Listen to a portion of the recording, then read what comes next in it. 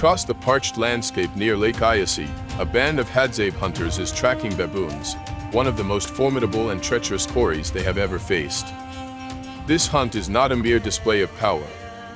It determines who gets to eat, how the kill is shared, and ultimately, how the entire community functions.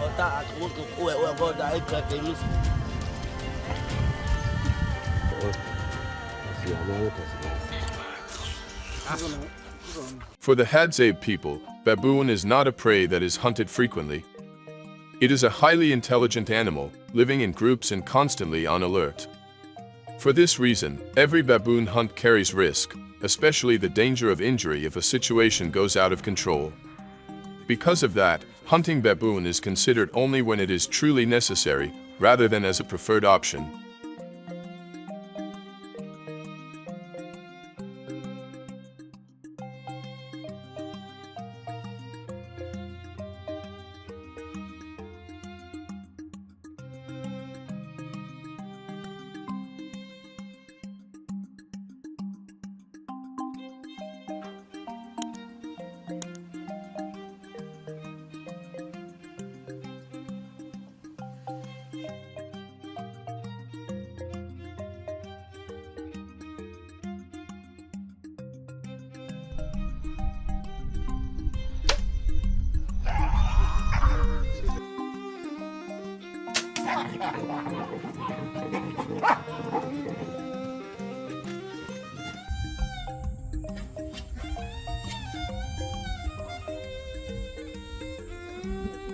The decision to hunt usually emerges when meat supplies in a camp are running low and the community's food needs increase. Even so, it is never an individual decision. A hunt only takes place when there are enough adult men to participate and when the terrain allows for a safe retreat if conditions become unfavorable.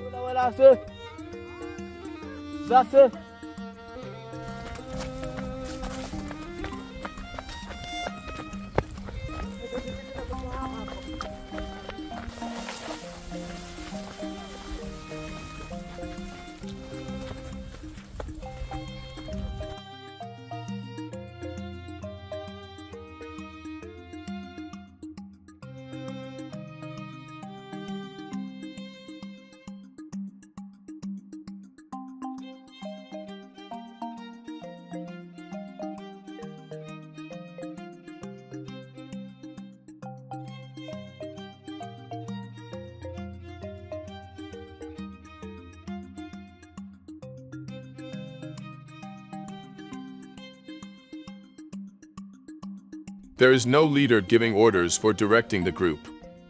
The decision forms naturally, based on shared experience and unspoken agreement among members.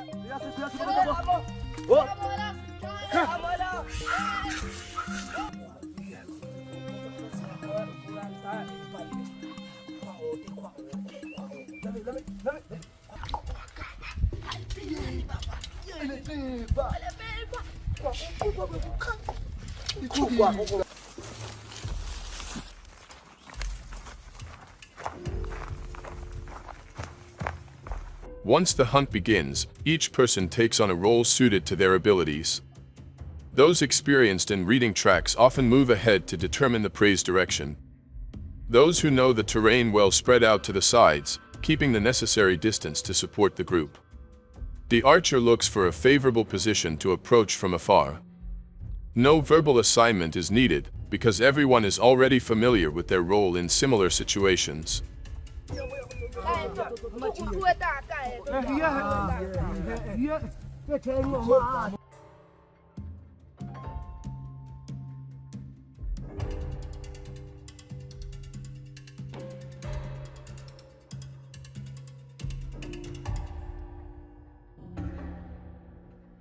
Coordination among the hunters happens quietly.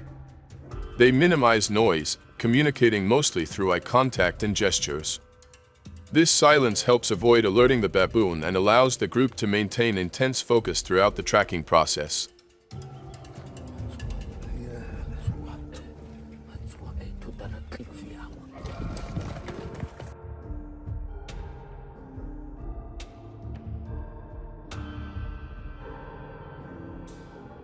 Hadzabe hunting tools are simple, mainly handmade wooden bows and arrows tipped with plant-based poison. However, what determines success is not the weapon, but strategy.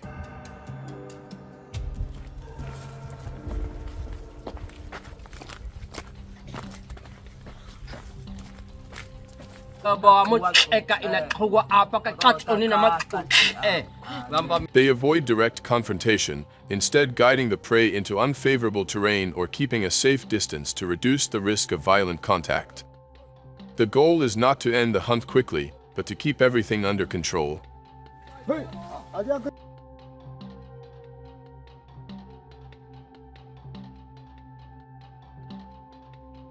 A very important aspect of Hadzabe hunting culture is that a hunt can always be called off.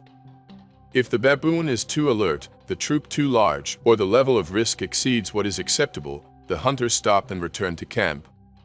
No one is blamed, and no one considers it a failure. For them, returning safely is always more important than taking down prey at any cost.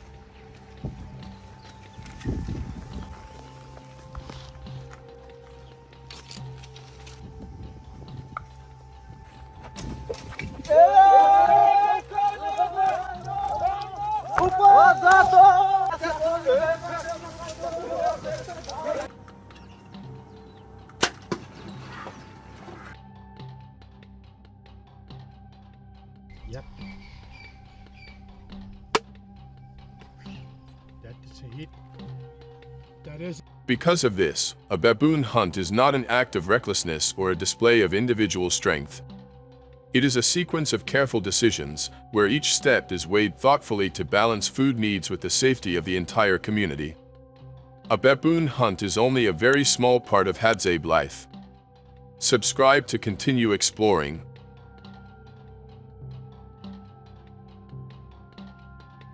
For the Hadzabe people, a baboon hunt only truly matters when the prey becomes food for the entire community.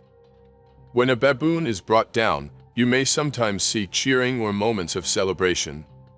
The atmosphere is often lively and full of energy, because for them, the most important part is just beginning, processing the animal properly and in time.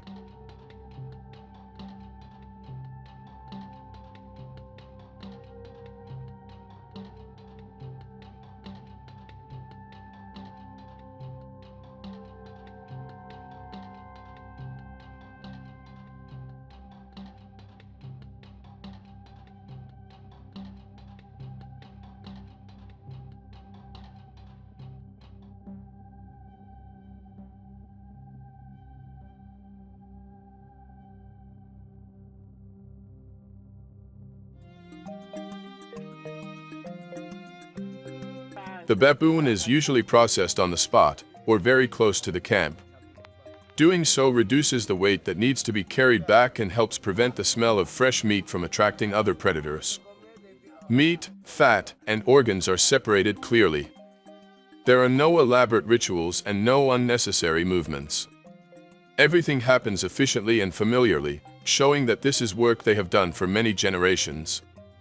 During this time, some of the meat may be roasted and eaten immediately, especially after a hunt that has lasted for hours.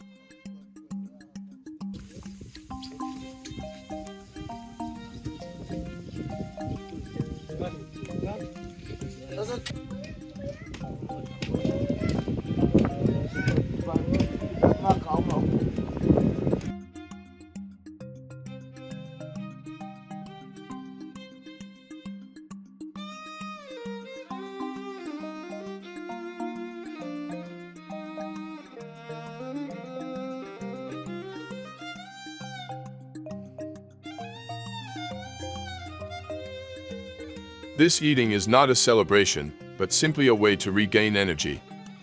The remaining meat is carried back to camp, where the main meal for the entire community will take place.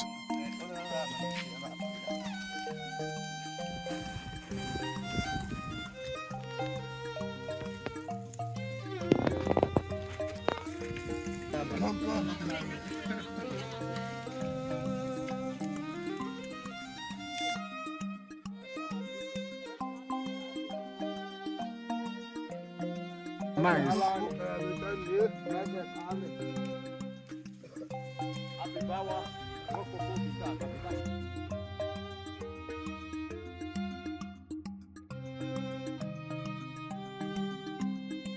Once back at camp, the baboon meat does not belong to the person who made the kill or to the hunting group.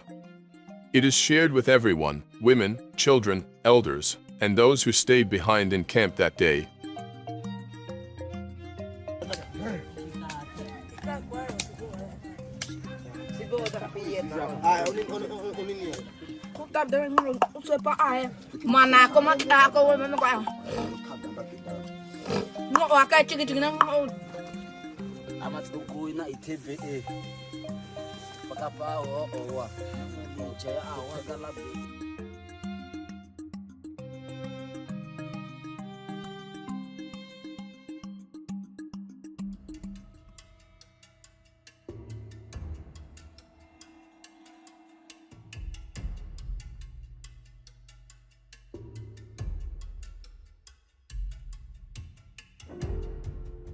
The sharing happens openly, in front of all.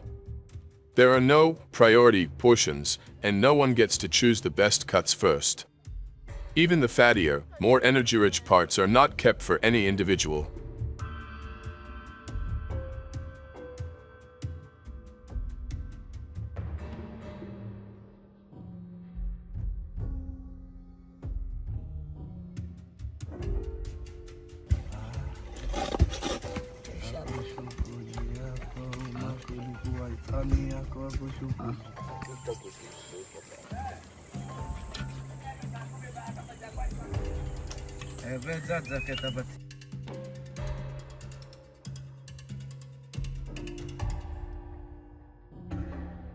One particularly notable point is that the Hadzabe do not store meat for long periods. The meat is eaten within a short time, enough for the present. This way of eating helps avoid waste, but more importantly, it prevents any one person or small group from controlling food and gaining power over others. For this reason, eating among the Hadzabe is not just about satisfying hunger.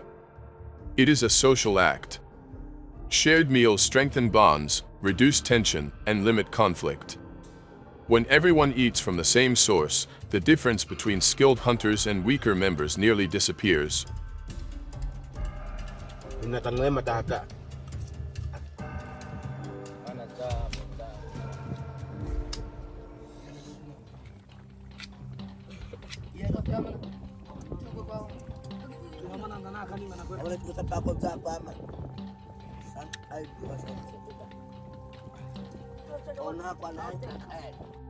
For the Hadzabe, a baboon is not a personal trophy. The prey only truly matters when it becomes a shared meal that sustains the whole community. And it is this way of eating, rather than strength or hunting skill, that has allowed Hadzabe society to endure for thousands of years in a harsh environment. Hit subscribe to keep exploring ways of hunting, eating, and sharing that are slowly disappearing.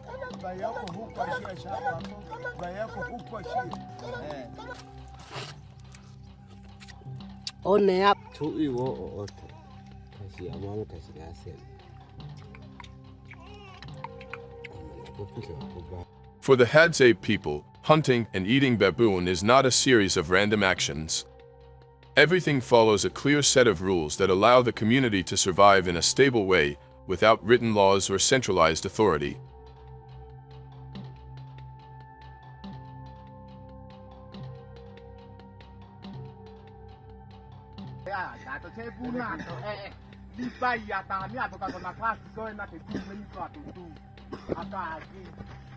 First comes restraint in hunting.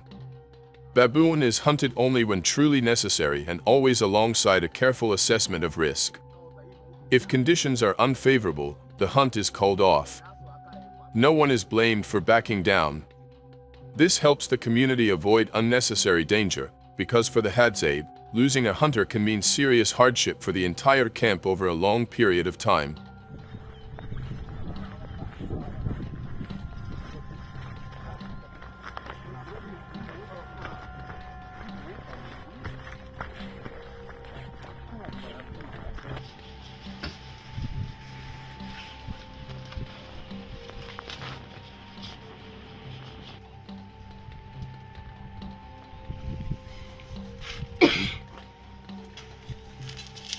Next is restraint in eating. Baboon meat is not stored or traded. No one keeps the best portions for themselves, and there is no concept of hierarchy in who eats first. Eating happens openly, enough for the present moment, and ends once needs are met. This way of eating prevents dependency and inequality from forming around food.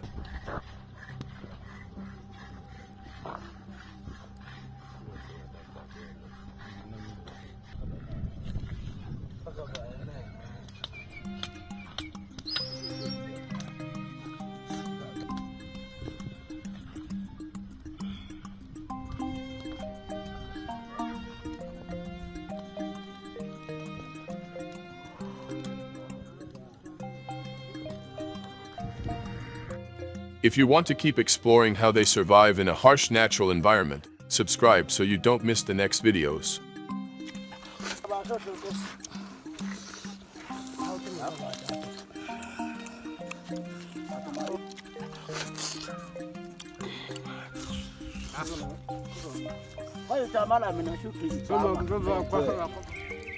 Ajana na bita kweke ma shina kwa ngungu bwegotoma abamya koya.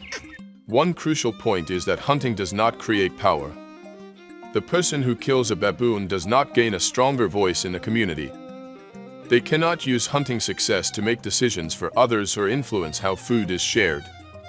Being a skilled hunter does not equal higher status, and this helps Hadzabe society maintain an egalitarian structure among its members.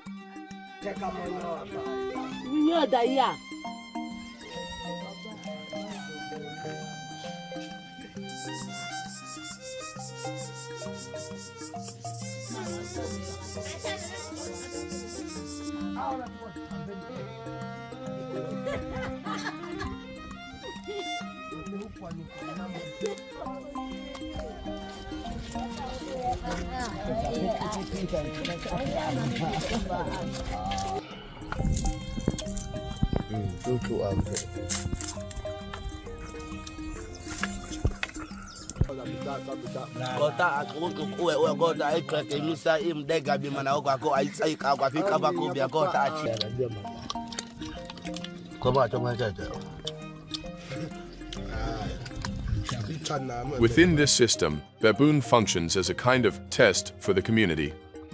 It is a dangerous prey, requiring coordination and unspoken discipline. Every baboon hunt forces the group to carefully weigh food needs against safety. Through this process, the community constantly adjusts its behavior, making sure it does not cross limits it cannot control.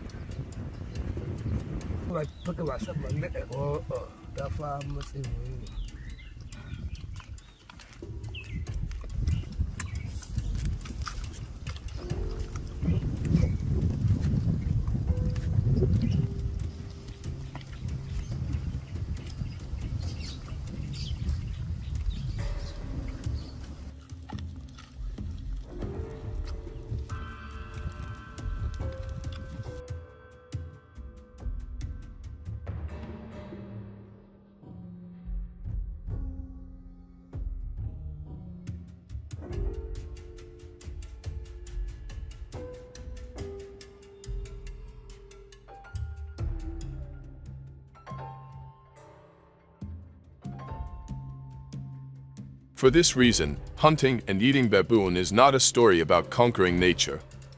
It is about the Hadzabe controlling themselves, hunting with restraint, eating with limits, and sharing so that no one is left behind. These simple yet consistent rules have allowed them to sustain their community across generations, in an environment where even small mistakes can come at a very high cost.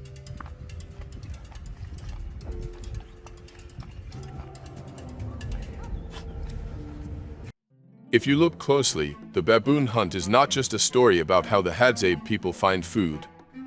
It reveals how a community survives without centralized power, without stockpiling, and without placing anyone above others.